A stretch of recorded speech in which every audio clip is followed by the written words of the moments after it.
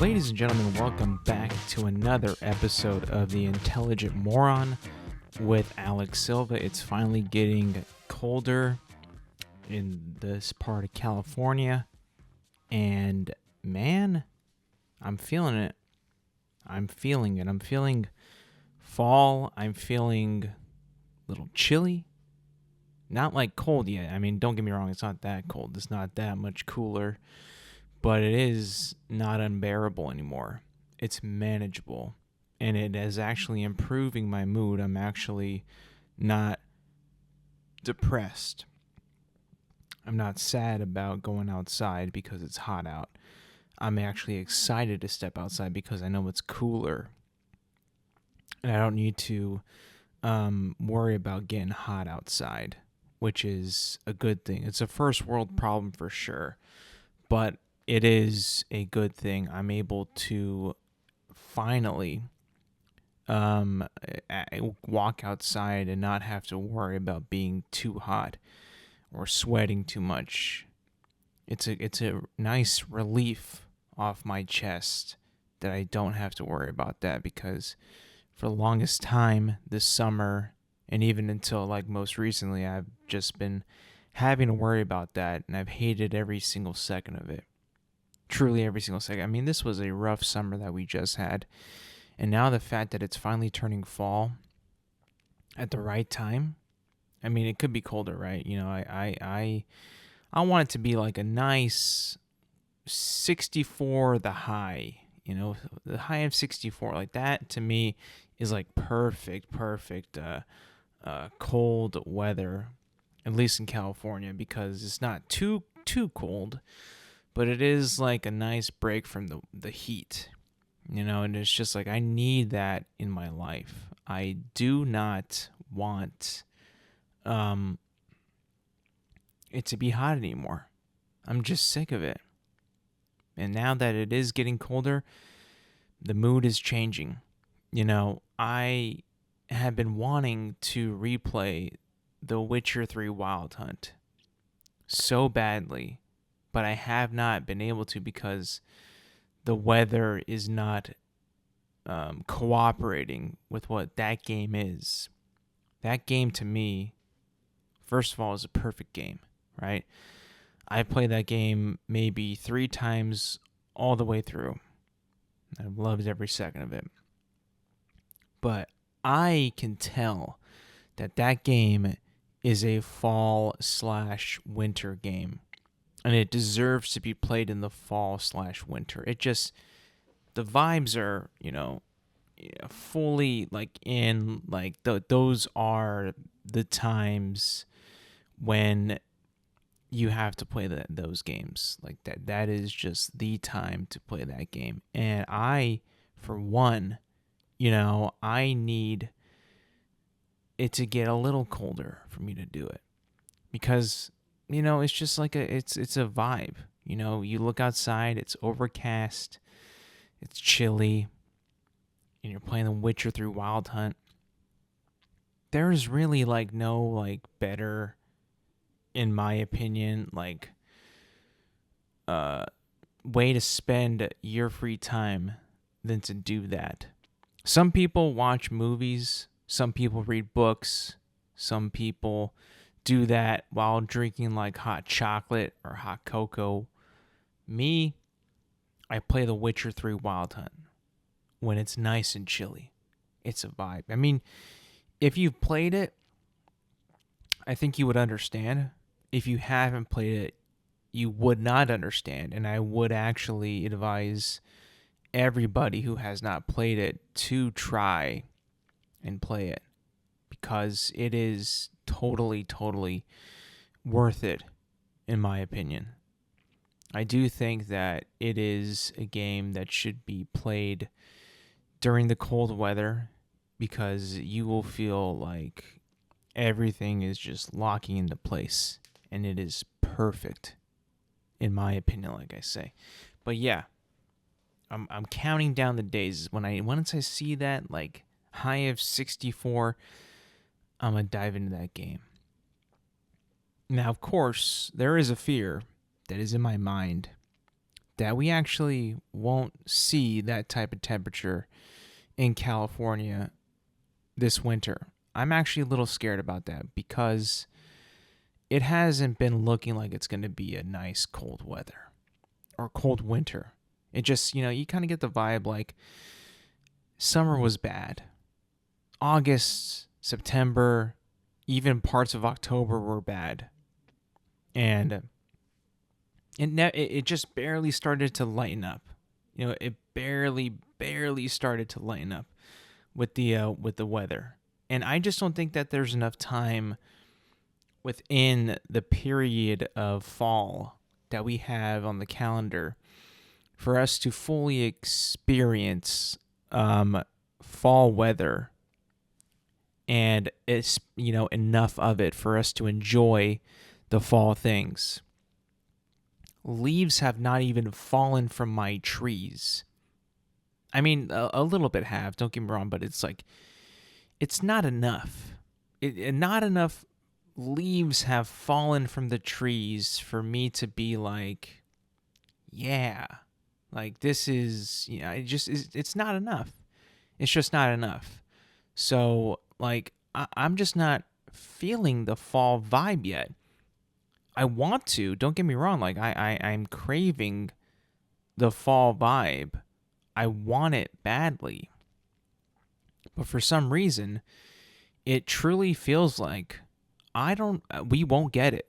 Like, we won't fully get it, Maybe we'll get it, like, in January when it's, like, it's already, like, winter and it's, like, supposed to be even colder, which I would greatly appreciate. But, like, I just feel like this year's fall is super delayed and that it's not going to come for a long time. Pause. I just think that, we might lose it. The window is only this big for you to get the perfect season of fall/winter within those months, right? Once you hit like February, you're already looking forward to it to being like warm again, Right now I'm in October, mid-October, and I'm just like, get me to the cold weather now. Get me to that weather now. I'm just sick of wearing t-shirts. Honestly, I'm kind of sick of it. I bought jackets during the summer to wear during the fall and winter, and I want to wear them, damn it. I looked for sales, not like seeking out them, but they just kind of stumbled upon me, and I'm like, oh, look at this sale. I could buy this jacket right now and it'd be perfect for when it's fall and winter. Well, so far, those investments are not really paying off at all. Those investments are just for no reason whatsoever. At this point, why did I even buy those jackets? There is no point. It's actually eating me alive. It's like, I bought these to wear when they're cold. Why is it not cold? But I do have hope that it will ultimately, when it's time, the temperature will fully drop and I'll be able to enjoy The Witcher. I'll be able to enjoy football more. I'll be able to enjoy fall and Halloween movies a hell of a lot more when it's colder. I'll be able to enjoy life more. You know how they say that, obviously I think that weather really contributes to somebody's mood and somebody's state of mind, somebody's outlook, somebody's view on life. Sometimes it's true. You know why? Why? Because we see weather, we feel the weather every day. You look out the window, you can see it's a beautiful day. If you go outside, you're like, it's a beautiful day. If it's a gloomy day, you're like, it's gloomy. Oh, it's cold, it's chilly, it's freezing. Whatever the weather is, it totally reflects your mood, no matter what. If you are a human being, hell, even animals, the weather reflects their mood. So if the weather is going to reflect an animal's mood, it's going to reflect yours as well. It's just basic human biology. It's going to happen one way or another. Right now, it's October 17th, and it truly fully has not, gotten to the fall like vibe yet. I'm pretty sure like the first day of fall was September 21st, I believe. I believe that's the first day of fall in the calendar. And where is it? Where is it? Other states get it. The East Coast gets it. The Midwest gets it. The South even gets it.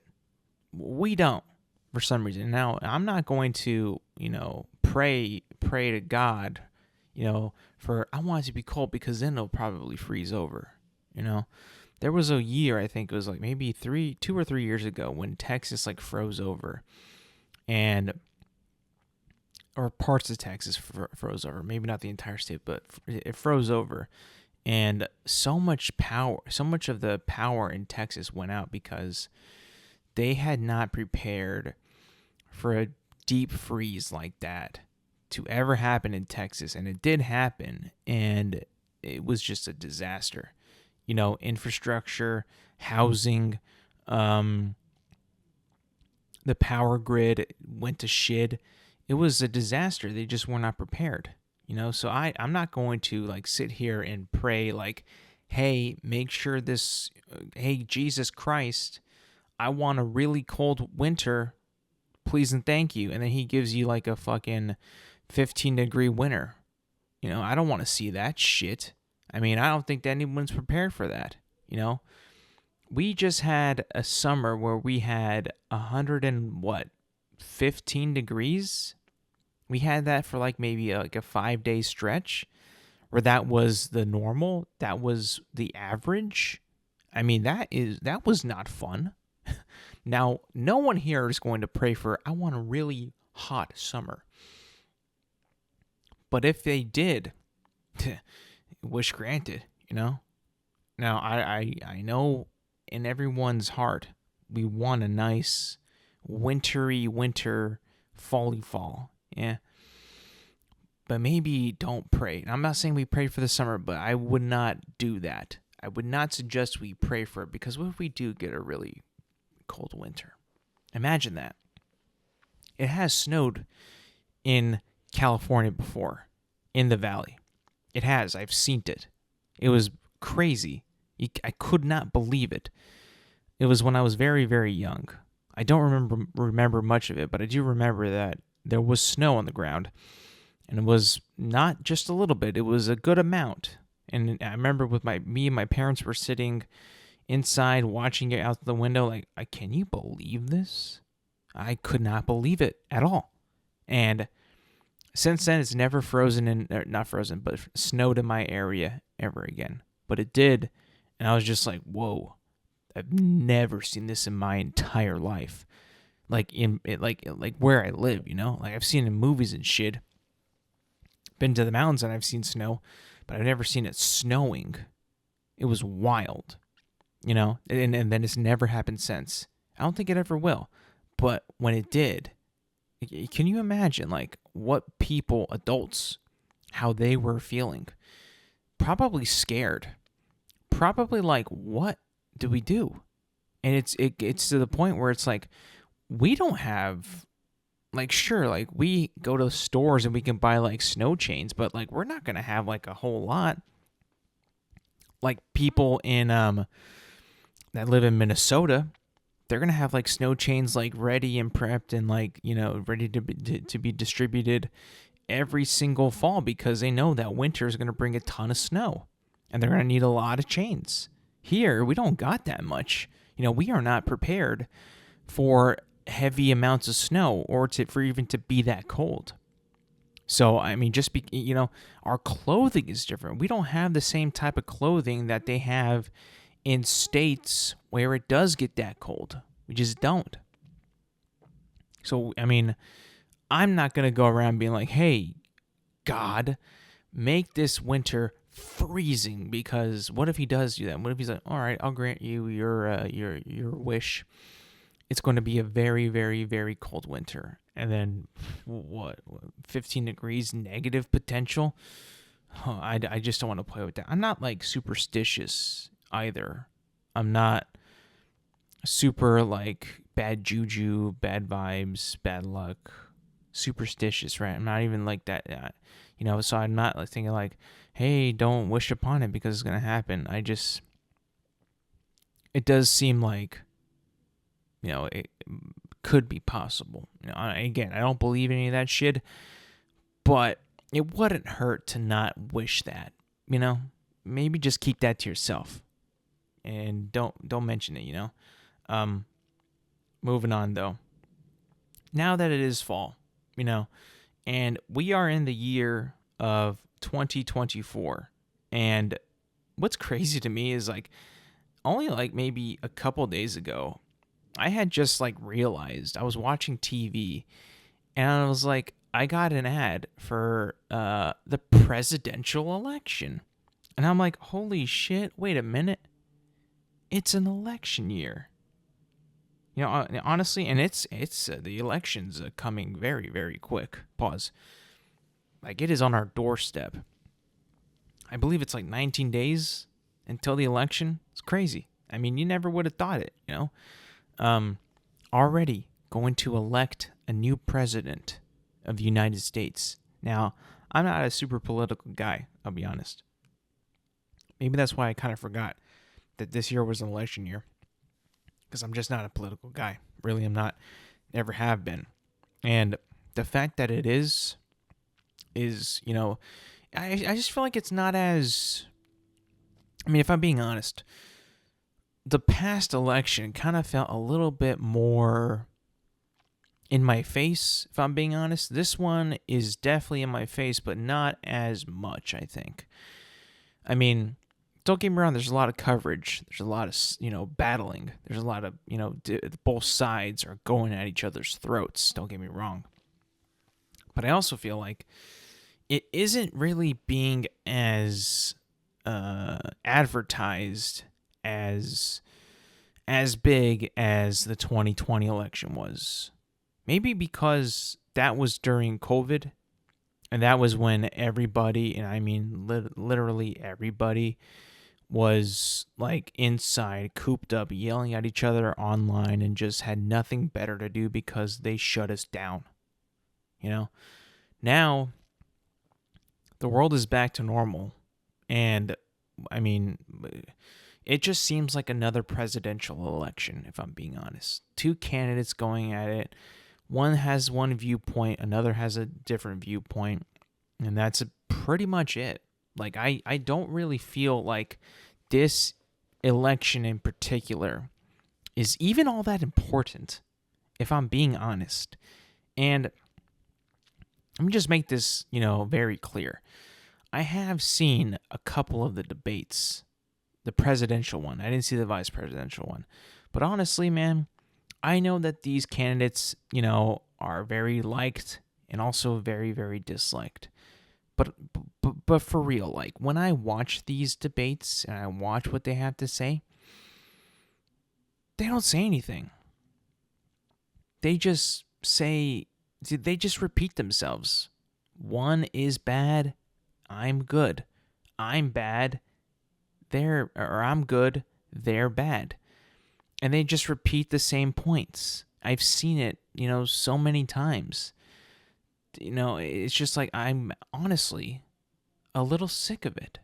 It's because like when I watch these debates, when I watch these statements, these interviews, I feel like, well, hold on. You think that a presidential candidate is going to give the general public their plan of what they are going to do when they're president? That is not going to happen because they haven't won yet. They are, in this point, sell mode.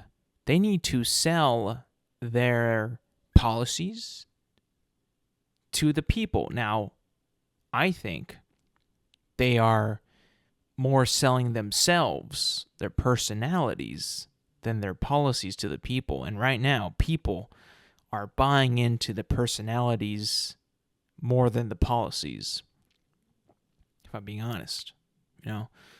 I don't think that either of these people will ever, in an interview, give away what they're going to achieve during their presidency, because they're not in the office yet. They haven't won. Once they win, yeah, they'll be able to. But up until this point, if you're watching like some presidential interview, if you're watching some candidate on a podcast, Trump has been on tons. I think Kamala Harris has been on a couple. They don't say anything. They don't say a word of what they plan to do in office because they haven't won yet. They need to continue to sell the illusion and sell their points and sell themselves. That way they can acquire the votes, and that way they can win, and then they could at that point, try, I guess you could say, to implement their policies into place. And that's when we truly, I think, find out what they're all about. But again, like, that is all. I mean, I'm a 31-year-old man. I've been around the block. I've seen things. It doesn't change. It doesn't change. I mean, they just spew bullshit out their mouth and, say, I'm going to do this, and he's not. Or I'm going to do this, and she's not. It's like, motherfucker, like, I don't understand. Maybe this is because I'm not into politics, right? I'm not a political guy. So when I see these things, I'm like, damn, I want to care. Like, I want to be political, right? Because it's important. Being political, being politically educated is smart. It's a good thing. It informs you of what is going on in the country, the laws, the rules, and what you're able to do in this country, right? You should know what you can and can't do, right? I really should be involved, interested in politics, because it makes you more aware of the society that you live in.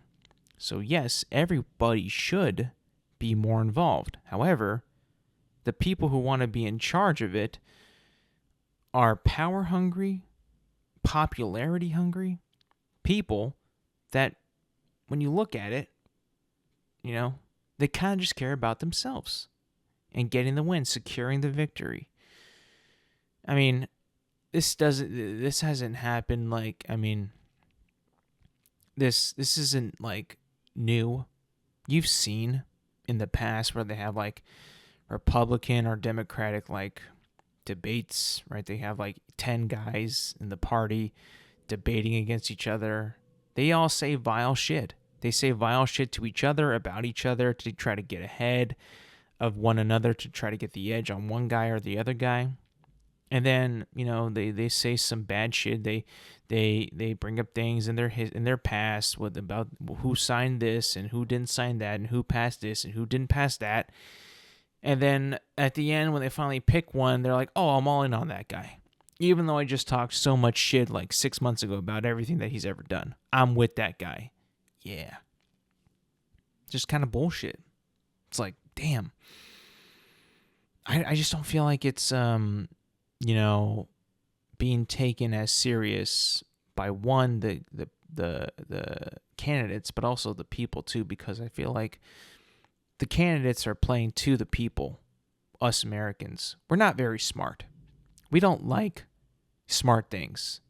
We like entertaining things. And debates where they yell and scream are entertaining. And that's what we like. So what are they going to do? They're going to yell and scream. And call out, bully, all that shit. Make snarky remarks, make funny comebacks, make funny gestures at one another. It's like it's almost like it's like we're back in high school again. It's crazy. It really does feel like when you watch these people talk to each other, it's like they're in high school again. I was recommended a video on YouTube. It was about the election in 2016, and it was like the highlights of like the Democrat and the Republican um, election cycle, and it was actually insane. Like it hasn't been like this crazy since then. It's been more tamed, I feel like, since 2020. But back in 2016, Trump was involved in it. I think it was Jeb Bush, Chris Christie. I mean, if you can just look it up and go back and see how these guys would argue with each other. It's exactly like high school.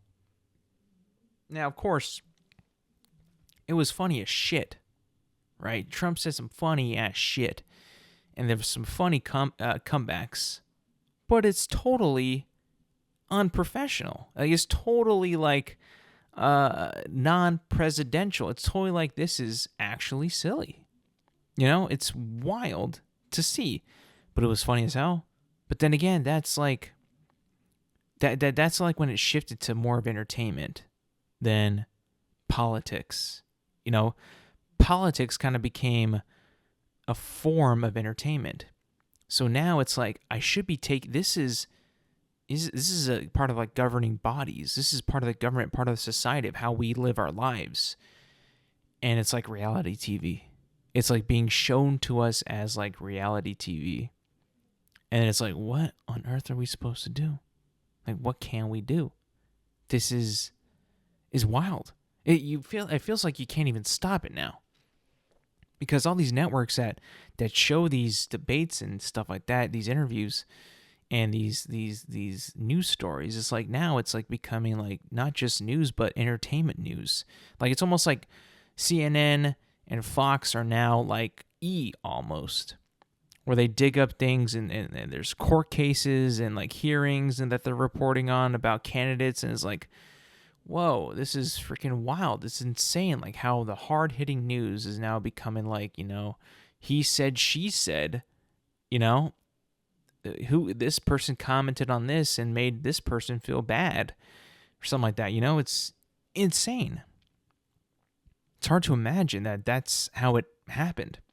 I could only just think, how would it be? What would it be like if you were able to go back in time and view presidential debates in the 1980s? Let's not go too far, right? I would imagine it'd be a lot more civil, a lot more considerate, more polite, more like going at each other's policies than themselves, right? Which does happen now, but I just feel like now it's a little bit more of a personal, there's like more of a personal, how do you say it? Motive there than a policy sometimes, whether it's from Trump or Harris. It's like, it feels like it's like more in a way like attacking their personality or their character than just their policy. Don't get me wrong, it is policy too, but there's also like some kind of motive that could be their personality that they're kind of nicking at. Now, I haven't seen anything that's any 1980s presidential campaigns. I haven't seen videos or anything about that, but I would only imagine it would not be as personal. I think maybe a little bit, but not that much. There was also no internet back then, so I mean, it's a lot harder to get information or see what somebody says about their opponent. I mean, hell, I would imagine that Kamala Harris and Donald Trump are like perusing X to see what people say about each other and how they could use whatever they say in their speech or in their debate, whatever. Back then, 1980s, there's no X. You can't do that. There's barely, the news was slow back then. It wasn't as fast as it was today. Now take it even back further, right? 1800s. No. 1910s, right? Teddy Roosevelt's era. Or was that 1890s? I don't know. Teddy Roosevelt's era. Let's just go there. His campaigns.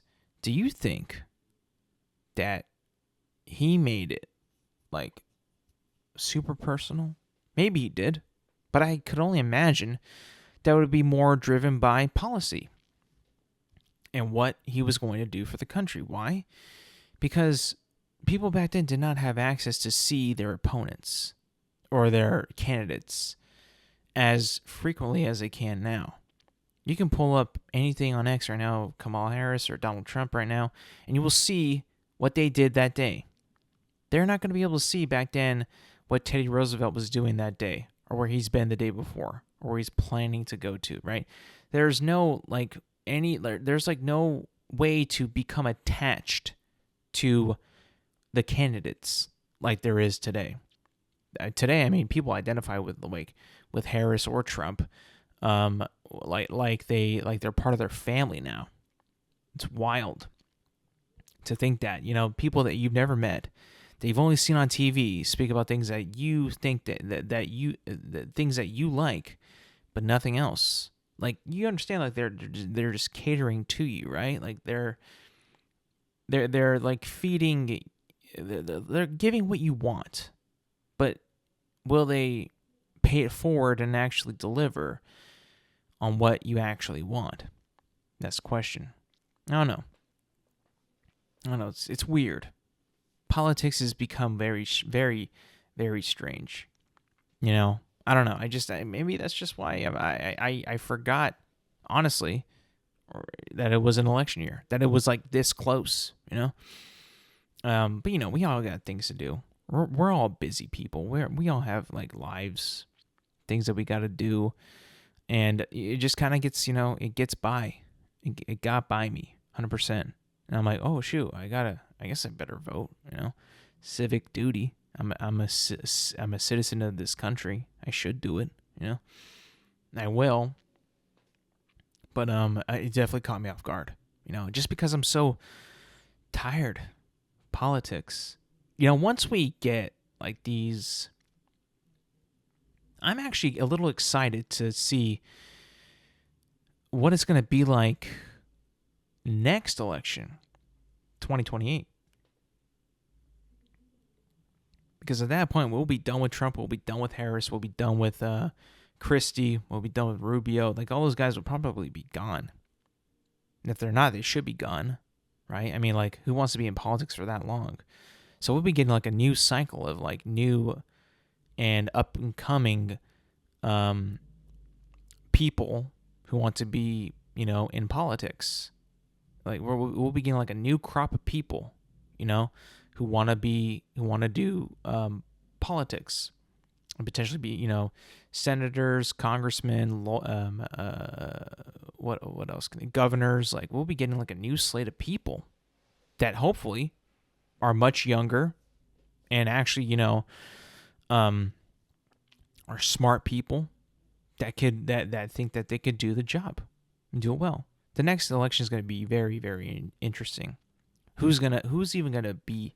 It just seems like this year, everyone kind of assumed like Trump was going to come back, Biden was going to rerun, and then he dropped out. And now we're getting Kamala Harris, which she's not like new though. She was the vice president, so we knew her. The next one will be like totally new people, all new people. Which is insane. Kind of crazy to think about, but I'm actually kind of I'm not a political guy, like I said, but I'm actually kind of intrigued on the 2028 election, if I'm being honest. There are way too many home improvement shows. Now, Home Improvement, the show, starring Tim Allen, is the only one I actually like because it's funny as hell, and it's got Tim Allen. I mean, Tim Allen is a TV and movie national treasure.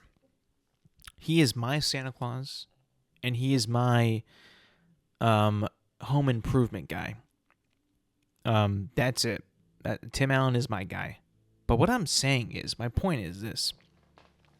Don't you think that the library of home improvement TV shows out there right now is a little much? I mean, I go to the gym every day, and I see these on the TVs there. Every window that I've been there in the morning, afternoon, evening, and night, right? They're on all the time. And they are not just the same one. They're not reruns of the same show, but there are different shows every single time. And there are so many. And whenever I see that channel on, it only has commercials and promotions for similar TV shows that are the exact same thing and do the exact same thing here and there. It's either selling a house, building a house, looking at a house, renovating a house. Like, I mean, like, honestly, like, what is the point? Is it to kind of toy with people's emotions who don't have a house like that, to, like, you know, satisfy some kind of like missing like a dwelling in their soul? Like, I need this home, I would love this home, I can't afford this, so I'm going to watch on TV these people who can't afford it and enjoy their home. Is that what it is? Could be. Maybe that's why there's so many, because there's just so many different people out there who have different tastes in homes. Because, I mean, the amount of shows that they have, you would think that, you know, there would be like, not like so many, like there's just so many different hosts and what they do and what they try to, you know, it's the same thing. Like, it's either in like one location, another, one is strictly building, one is strictly renovating. It's like the same fucking bullshit. One is selling, one is buying or selling, one is leasing, one is improvement, one is demo. It's like, what the hell? I mean, like, I don't know, man. It's just so weird. I mean, like, my sister watches some of these shows sometimes too. Not a whole lot, but she does. And I think it's just to fill like a hole in their soul. Like, I want a house like this. I need a house like this, but I can't afford a house like this. So I'm going to watch somebody achieve this goal, buy this house, renovate this house, and live their life. Now, it's only for like an hour, right? It's like an hour TV program, so it's like not like, you know, a season where they could see what they do the entire time. But still, I think it's just a little weird, you know? I think that is weird. Number one, there's too many of them.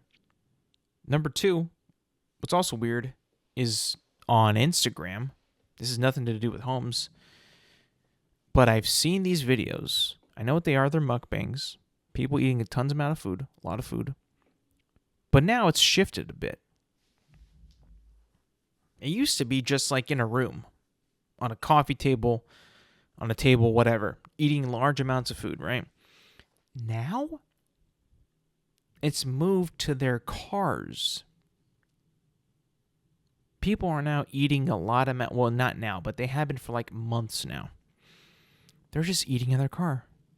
Eating large quantities of food, maybe just trying something in their car, or like just something small, maybe just eating the meal. Like I said, large quantities as well, but like now it's moved to the car.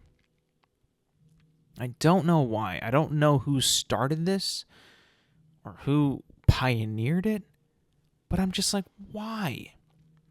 Is it because like the food is fresher? Is it because like it seems more intimate? I mean, like, I understand like getting the food and then eating it as soon as you get it, right? So it's fresh and it's good. It's tasty. But how come everybody does it now? There must have been like somebody who did it one time, had tremendous success, and is like, I'm going to do that, and so am I, and so are we.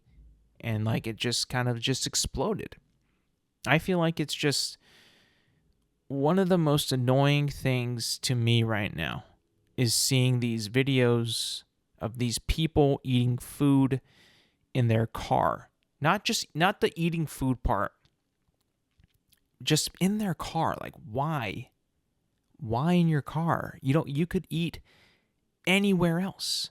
Much more comfortable. Your car is not meant for eating food. I don't know if you've ever tried to eat food in your car. There's no table. The seat isn't made to enjoy food. There's like nowhere to put it. And these people, I mean, like, bless their souls, right? They find ways to eat the food in their car. They'll like have like one hand holding up the platter of the food, one hand actually eating the food, dipping the sauce, and doing all this stuff. It's like, it looks like so much work just to eat food. But then again, they're making these videos, and they're making, getting tons of views, getting paid. So I guess in a way, this is work.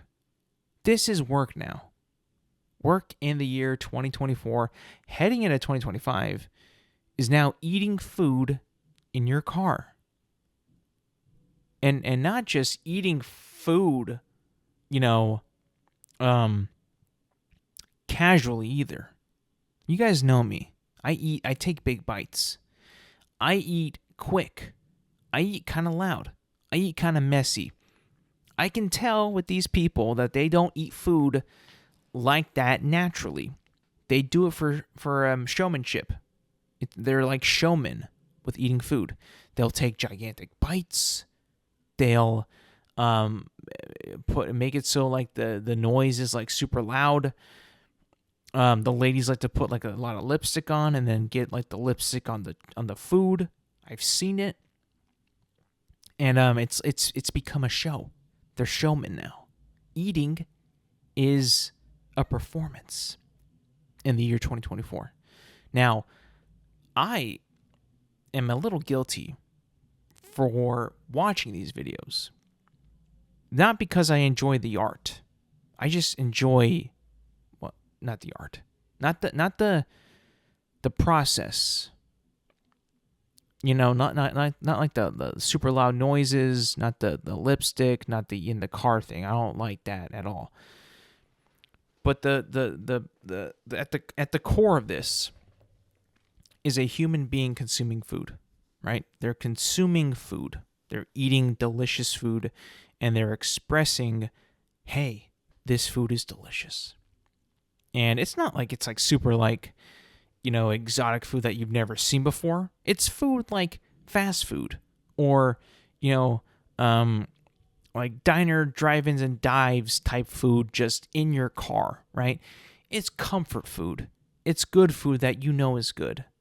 But you don't have that food at that moment. So this video satisfies your hunger, and it does that for me as well. I mean, I cannot tell you how many times I have seen some people chowing down on Wingstop. I've been wanting Wingstop for a long time. A long, long, long time. I don't know why I haven't gotten it yet, but I just haven't, right? And they are enjoying it so much. When I'm watching these videos, I'm also experiencing that enjoyment. So it kind of like curves my wanting to get it. Like I sort of get satisfied after seeing this video of this woman enjoying Wingstop to the best of her abilities. I mean, she has everything. She has wings, boneless wings, voodoo fries, ranch, a soda, and she is going to town on this shit. And I'm not consuming it, but I'm getting enjoyment from it as if I am consuming. It's strange. I truly do think that these people, while their talent is zero. The talent is zero. There's no talent in this whatsoever. There's no skill to this, no talent, nothing. But they're smart as fuck. I mean, they got my ass watching like 20 of these in one sitting. People just chowing down on food on Instagram. Just going at it, going ham. And it's like, damn, I wish I was eating that shit. Or damn, I wish I had that right now. I can't. Because I'm eating like something already ate. You know? It's a weird brain hack, if I'm being honest. It's a hack that I don't enjoy. It's like you know, in a way though, it's kind of good because I know that food is also not good for me. You know, or I've already eaten and I cannot eat again because that would be too much food. So in a way, the videos are kind of like a saving grace. They're like a not a saving grace, but they're like a security. They keep you in check in a way from doing something very bad. Like I could go get Wingstop and eat exactly what this woman is eating. This much food, like an entire family's worth of food to herself in her car. I could do that. But I should not. Because that is just wrong. But she's doing it for entertainment. And satisfying, you know, hungry people out there that would love to crush that much Wingstop. But we know that we can't. It is not what we should do. We know that's a wrong thing, right? We know that we should not be doing that. That lady who was eating $70 worth of Wingstop for herself it should be not deemed by society. That should not be looked at as, hey, you should do this, or hey, that's something that you could do. No, that's just wrong. But it does satisfy the temptations of actually going there and getting that much chow, you know? So in a way, these people are kind of doing the Lord's work and kind of fending off people's cravings when it comes to eating bad food, you know? So I guess, you know, I like it. I do, but I just cannot stand some aspects of it that just piss me off. But at the core of it, I understand. And I see the genius behind it and what it does to a brain like mine. It kind of keeps you in check in a way while entertaining you. And it's fucking weird, if I'm being honest. I had mentioned earlier about the weather changing and you getting into like the fall, winter vibe. And not only does the weather play a part of it, but also like movies and TV shows and video games and what you do. I gotta say, I'm not the biggest Halloween guy, if I'm being honest. I'm just not. But I'll tell you this. The Haunted Mansion, starring Eddie Murphy, is a perfect Halloween movie if I've ever seen one in my entire life. Like, I recently watched it, and it is a perfect Halloween movie because that movie really captures like the haunted house spooky vibe, and it just makes you feel like, oh boy, it is October, it's spooky season. Like, it is such a good movie, man. It is so good at capturing that October Halloween spooky haunted vibe. I mean, it's an old movie too. It's a very, very old movie. You probably haven't seen it in a while. If you've even seen it, it's on Disney Plus. I also own it on DVD. Checkmate. Kiss my ass. But that movie is so good at just being a Halloween movie. I'm talking about like the aesthetic of like the house, the spookiness that's inside. Eddie Murphy is like encountering ghosts and ghouls and undead people, and it's got like medieval like decor and stuff like that. It's got like, you know, the scary music with like the organ playing. creepy villain, like like all tied together by love. It is a good movie. It's a funny movie. Eddie Murphy is like awesome in it, and it just totally captures the Halloween vibe. Like, I was like, damn.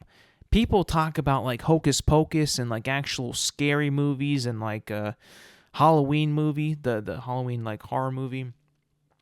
But Disney's Haunted Mansion with Eddie Murphy, dude, that movie is just so good. And it's like it honestly might be like one of like the perfect like Halloween vibe movies ever made. If I'm being honest, like that and Beetlejuice. Beetlejuice is like, more of a comedy. Not like a scary. I mean, neither is Haunted Mansion, but it's just like it just captures the Halloween vibe, more than I would say Beetlejuice. Haunted Mansion. I mean, like if you haven't seen it, you haven't checked it out. I say this is not a review, but it's just like my appreciation to that movie. It is goated, I think, and when it comes to Halloween movies, like that is a goated movie, and I will not deter from that. I haven't seen it in a long time, since a couple days ago, but that movie, dude, if you're feeling the Halloween vibe, the spooky vibe, without like being like fucking scared shitless, and funny and cool, family friendly, that's a good movie, if I'm being honest. Moving on though, NFL news. I'll be honest. I think that there's a lot of bad teams in the NFL right now. There's a lot of bad ones. The Carolina Panthers are really bad. The Las Vegas Raiders are really bad. The what was it? The Saints have become very bad. The Broncos, while their record doesn't really show it, are very bad. And the number one team that I think that is really bad, that their record again is kind of saving them, is the Dallas Cowboys. They are really bad. I mean, they only scored 9 points against the Lions. Now, the Lions are really good, but the fact that the Dallas Cowboys cannot perform against the Detroit Lions at all, and just seems so like they don't even know what's going on. CeeDee Lamb is like yelling at Dak, be better. I'm making the point, like, this is just a bad football team. I see this team and I'm like, talented, yes, but like there's just too many times where like they just are underperforming in games where they have to perform. I don't know what to say. I was actually shocked by how bad that they are. And the fact that Fox always, I don't know why, but they always seem to call the Dallas Cowboys football games, every single week. And that means when Fox is getting the Cowboys games, that means they're going to get their best, their top broadcasting team, which you know who that is fucking Tom Brady and Kevin Burkhardt. And I mean, like, I almost feel kind of bad for Tom Brady because he always gets bad games. I think he might have had like one good game, but he just seems to get the bad games, and they're all Cowboys games. Like, has Fox figured it out yet that the Cowboys are just not good, and they probably shouldn't be nationally broadcasted? I understand they're America's team, and that's why people love them. They're because they are America's team. But I think you also have to look at it as a kind of like re-strategize your broadcasting, and maybe be like, oh, maybe we should give Tom Brady like a good game to broadcast, some good football, because man, he has had some bad games that he's had to broadcast. I mean, some really bad ones. And I watch Red Zone, right? And I have like one main game on my other TV. you barely see like anything like from the Cowboys games that's even good. Like they don't do anything that's good, you know? And they're lucky because their record is 3-3. It should be a lot worse, if I'm being honest. Like they have they're pretty much getting away with it right now. You know? I know that they lost to the Lions, they lost to the Ravens, they lost to some like not that great team. I can't remember, but their two losses that they had that I can remember are from some really good teams in the Ravens and the Lions. But you would think that because the Cowboys are considered a good team, that they should also be competitive against the good teams. They were not competitive against the Lions. They were competitive in the end against the Ravens, but a little too late. They pretty much got their asses handed to them in the first half. And kind of came back and just didn't finish it though. But this last week's game against the Lions really just kind of I think in my eyes solidifies like they just cannot beat good teams, and that if you can't beat good teams, you're not going to make it far in the NFL. You can beat the bad team, sure. But let's say you make the playoffs, right? The record is not that bad. Let's say they make the playoffs. You're not going to expect them to be good or to have like a deep playoff run. And the fact that Jerry Jones is unable to make the moves, whether it be a quarterback or a head coach, like I don't understand them. I don't get it. Like anyone at that, point would make some kind of change. Try something else. It's just insane. Like I can't believe how bad they actually are. They're just lucky that their record is kind of saving them. And then Devante Adams, I can't believe this, man. I mean, this guy was essentially quitting on the Raiders, wanting to go to a different team. I don't blame him. They're a bad team too. They might be the worst team in the league. They have nobody. They have no quarterback. It's insane. And honestly, like how long did you think that he would last? He's a receiver, right? I wouldn't say like he's a diva, but he's going to want to be a part of the offense, right? He needs at least a quarterback to throw him the ball. In Las Vegas, they don't have a quarterback. So I can see like, his hamstring issues, right? Yeah, sure, whatever. But he got his wish. He was traded to the New York Jets. So he is now reunited with Aaron Rodgers. My question is, do the Jets really think that Devante Adams is gonna become their savior? They have good receivers. They have Garrett Wilson. They have Alan Lazard. Like they don't have bad receivers. Like so I don't know if this is gonna make the Jets even better, if I'm being honest. I mean, I get it, Devante wants to play with his old quarterback. I get it. They're pals, they're buddies, best friends even. Like, they know each other, they love each other, right? I just feel like with this trade, it's going to look cool to see them back together. They're probably going to have some pretty cool connections, good connections in the first game. But when the time comes, I just don't think that this team is fully equipped, especially at the offensive line, to allow that allows them to succeed in winning football and actually playing well. And I just don't see it. I don't see it as a saving grace. I really just see it as Aaron wanted to bail out his friend in a bad situation and get him out of Vegas and into New York, so they could reunite, have some touchdowns, and potentially, make the playoffs. But in no shape or form am I like, this is the move. This is what they were missing. This is, this had to happen for them to succeed. Like, no, there's like no way. I mean, I don't see it. And I don't think it takes like a football expert to tell me that this doesn't make any sense. You can kind of see it. You can just see it by who's on that team and, how they're going. Are they a good team? Not really. Not really at all. It's going to be interesting, though. It's going to be interesting to see what actually happens. Because, to be honest, that's a crowded receiving core. Like I said, Garrett Wilson, Allen Lazard, Devante Adams. I'm missing somebody else, but like they have some good receivers there. So, I mean, Devante also seems like he was very unhappy in Vegas, right? Because of, not enough touches, not a quarterback to throw him the ball. I get that.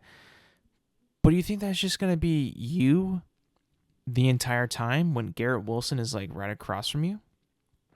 He's not just going to roll over, dude. He's not going to be like, all right, Devante's here. I guess I'll be the second. Like, whatever. Like, I don't think he's going to. He's a competitor, right? He's not going to just allow Devante to be like, okay, you're the number one. Here you go. Like, that's just not going to happen. That's not what these guys are about. That's not how these guys operate. You don't let that happen, right? I don't see this being a saving grace thing. I really don't. And the media and Aaron and Devante, they kind of see it as, well, not all of the media, some of the media see it as a saving grace, but I just don't see it.